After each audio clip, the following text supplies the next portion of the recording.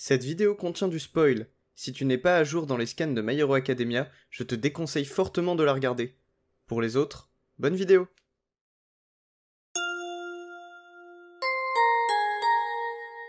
Bonjour à tous, c'est Saliste, et on se retrouve aujourd'hui pour la review du chapitre 315 de My Hero Academia. Vous connaissez la chanson, comme chaque semaine, on va revoir le chapitre ensemble et analyser ce qu'il s'y passe. Bref, générique.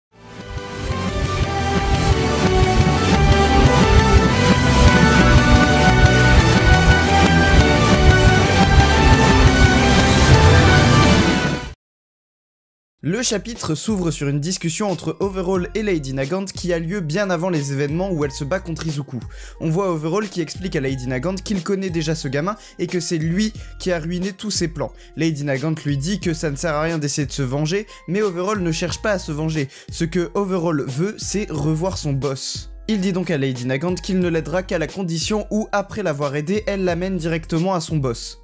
On revient donc dans le présent où l'on voit Overall crier à Lady Nagant qu'il a déjà fait tout ce qu'elle voulait et que maintenant il veut voir le boss tout de suite sans attendre plus. Lady Nagant vise vers Overall pour reprendre les événements de la fin du dernier chapitre où elle menace de tuer Overall en le visant pour tirer dessus. Elle explique d'ailleurs qu'elle doit augmenter la vitesse de sa balle, donc que sa balle arrivera plus vite. Pour rappel, la vitesse normale de ses balles est déjà difficile pour Izuku à éviter. On a vu qu'il avait eu du mal à éviter et que sans l'alter du 4ème utilisateur, il serait sûrement déjà mort à cause des balles de Lady Nagant.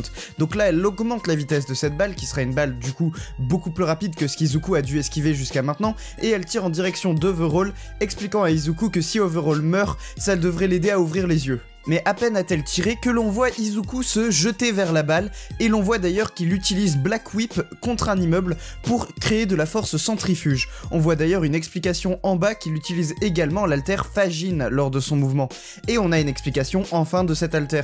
Donc l'alter Fagine consiste en une accumulation d'énergie cinétique, un peu comme le One for All avec la force, sauf que là il s'agit d'énergie cinétique, qui permettent du coup à Izuku de se projeter dans une direction. Puisque l'énergie cinétique, pour ceux qui ne savent pas, c'est l'énergie emmagasinée par un objet en mouvement. Donc en déplaçant un de ses membres de manière répétée, par exemple admettons que Izuku secoue son bras pendant 5 minutes, il aura emmagasiné de l'énergie cinétique dans son bras et pourra ensuite utiliser cette énergie cinétique couplée au One for All pour décupler la puissance de son attaque, ou du moins la vitesse de celle-ci à coup sûr. Izuku nous explique ici qu'il a accumulé de l'énergie cinétique dans ses jambes en les pliant et dépliant régulièrement, plus il a utilisé le One for All à 45%, et enfin il a utilisé Black Whip pour générer de la force centrifuge en tournant autour d'un immeuble.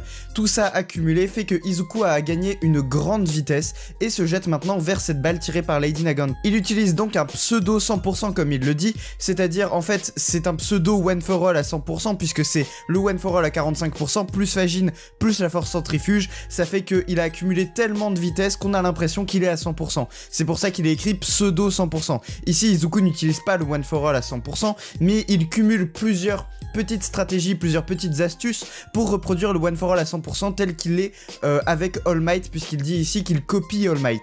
Il rattrape donc la vitesse de la balle, et c'est quand même énorme puisque rappelons-le, Izuku n'arrivait même pas à esquiver une balle à vitesse normale de Lady Nagant, ici cette balle était à vitesse maximale.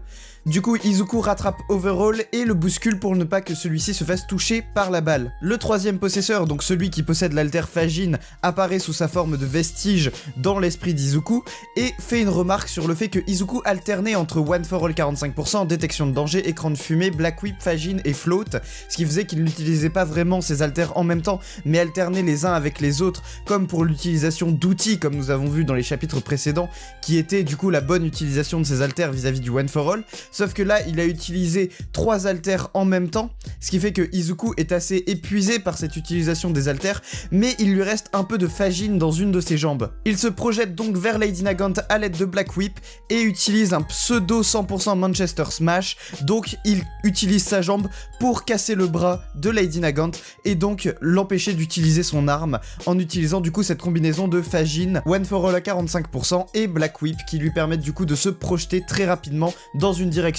Lady Nagant n'est même pas perturbée finalement par le fait qu'Izuku ait cassé son bras, elle est encore sous le choc qu'il ait juste foncé vers Overall sans aucune hésitation afin de le sauver de cette balle malgré le fait qu'Overall soit un ennemi d'Izuku. Alors que celle-ci a l'air de se laisser tomber dans le vide et n'utilise pas l'alter Airwalk pour se rattraper, Izuku décide d'attraper sa main pour éviter que celle-ci ne tombe au sol Il lui dit que sa trajectoire n'était pas bonne et que si elle l'avait voulu, elle aurait pu le tuer lors de la première balle qu'elle a tirée dans son dos.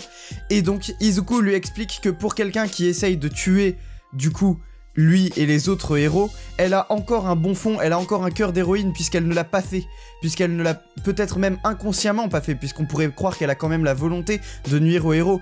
Ici, Izuku lui dit que elle devrait se battre à leur côté puisqu'elle a encore le cœur d'une héroïne. Cela semble ramener Lady Nagant du côté des héros, celle-ci se met à sourire en entendant qu'elle est encore considérée comme une héroïne, et dit à Izuku que c'est un véritable héros, mais a-t-elle à peine le temps de finir sa phrase que son visage se fend, elle se met à exploser, et All for One surgit de nulle part et dit que le cœur change facilement de loyauté et que c'est pour ça qu'il avait pris ses précautions en donnant l'alter Airwalk à Lady Nagant.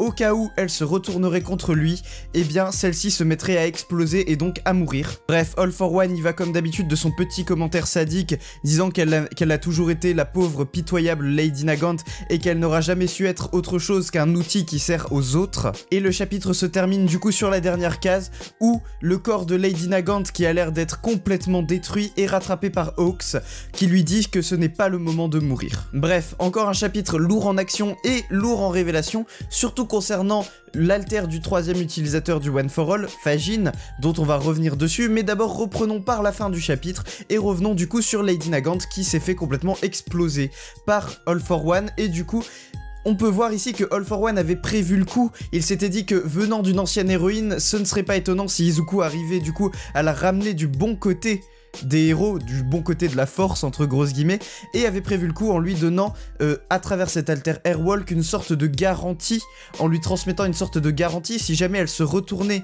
contre le camp d'All for One, elle se mettrait à mourir et du coup exploserait. Personnellement, ça me donne envie de pleurer quoi. Lady Nagant, un des plus beaux personnages féminins de My Hero Academia, qui a le corps détruit en un seul chapitre. Ah là là là là, quel gâchis. Mais bon, c'est le jeu, et All for One avait prévu son plan de A à Z, encore une fois. Ça montre ici que c'est vraiment un mastermind sur tous les points. Peu importe ce qui se passe dans My Hero Academia, il n'y a rien que All for One n'a pas prévu. Et ça annonce vraiment du lourd pour la suite, puisqu'on peut se dire que malgré l'alliance de Izuku, Endeavor, Hawks, Best Janist et All Might, ça ne suffira pas à contrecarrer les plans de All for One, puisque celui-ci a vraiment tout prévu de A à Z. Dans toutes les situations, il a toujours une longueur d'avance. On peut également revenir sur Fajin, l'alter du troisième utilisateur. Du coup, comme je l'avais dit dans une précédente review de Scan, il s'agit bien d'un alter de propulsion, entre grosses guillemets. Alors c'est un peu plus compliqué que ça, mais dans les grosses lignes, c'est de la propulsion, puisque ça emmagasine de l'énergie cinétique, donc de l'énergie de mouvement, pour ensuite la recracher d'un seul coup, ce qui crée une sorte de grosse propulsion d'un coup. Donc c'est une sorte de boost au One for All, on peut voir ça comme ça, puisque Izuku ici l'utilise vraiment pour imiter le One for All à 100%. Il utilise non seulement Black Whip pour se projeter comme une espèce de catapulte, ou en utilisant de la force centrifuge comme il l'a fait avec cet immeuble et Black Whip. En plus de ça, il utilise Fajin pour se propulser et utilise le One for All à 45%. Tout s'accumuler crée une sorte de faux One for All à 100%. Donc on peut imaginer que quand Izuku maîtrisera le One for All à 100% et qu'en plus de ça il maîtrisera encore mieux Black Whip et Fajin, il pourra du coup utiliser le One for All presque à 200% si ça se dit. Enfin en tout cas ce qui est sûr c'est que Izuku pourra utiliser le One for All à une puissance qui n'a jamais été égalée jusque là, qui surpassera de très très loin celle d'All Might, puisque ici il arrive quand même à égaler la puissance d'All Might juste en utilisant le One for All à 45% plus les alters qu'il a à côté. Donc si en plus il maîtrise le One for All à 100% et utilise encore mieux ses alters outils qui sont les alters des anciens possesseurs, on peut imaginer que sa puissance sera vraiment dantesque et qu'il arrivera, je ne dirais pas facilement, mais qu'il arrivera au moins à tenir tête à Shigaraki et All for One. Concernant Overall, il veut toujours voir son boss, on n'a pas plus appris d'informations que ça, c'est vraiment sa priorité, il n'a aucune rancœur envers Izuku visiblement, tout ça lui est passé au-dessus, tout ce qu'il veut c'est retrouver son boss, et ici Izuku a sauvé Overall, l'a fait esquiver une balle. Alors est-ce que ça influera Overall d'une certaine manière? Je ne pense pas, même si Izuku ici l'a sauvé d'une balle mortelle, je ne pense pas que Overall sera plus ou moins perturbé par ça, il voudra toujours revoir son boss, et en aura toujours rien à foutre entre grosses guillemets d'Izuku. On peut voir d'ailleurs à la fin du chapitre que Hawks est arrivé sur les lieux. Alors est-ce que ça veut dire que Best Janist et Endeavor sont aussi là, ou est-ce que Hawks est venu en volant, ce qui fait qu'il est arrivé plus rapidement? On ne sait pas, mais en tout cas on sait que Hawks est maintenant là pour épauler Izuku. All for One est apparu sur le champ de bataille, mais je ne pense pas qu'il va se battre d'une quelconque manière qui soit. En fait il s'est surtout manifesté à travers Lady Nagant. Lady Nagant est dans un état critique problématique. Alors, est-ce qu'elle va mourir? On saura ça dans les prochains chapitres. Je n'espère pas, parce que c'est un super personnage, malgré, au-delà de l'aspect physique de Lady Nagant, qui en fait un personnage féminin, l'un des plus beaux personnages féminins que Horikoshi ait dessiné. C'est un personnage ultra intéressant, ne serait-ce que dans son caractère, dans ses lignes, dans le fait que ce soit une ancienne héroïne, qui soit maintenant tournée vers le côté des vilains. Enfin bref, il y a beaucoup de choses de très intéressantes avec Lady Nagant, et j'espère vraiment qu'elle ne mourra pas à la fin de ce chapitre. On en saura plus du coup dans le chapitre prochain. Abonnez-vous, laissez un pouce bleu, activez la cloche. C'était Saliste, et je vous dis à la prochaine pour une prochaine vidéo. Salut!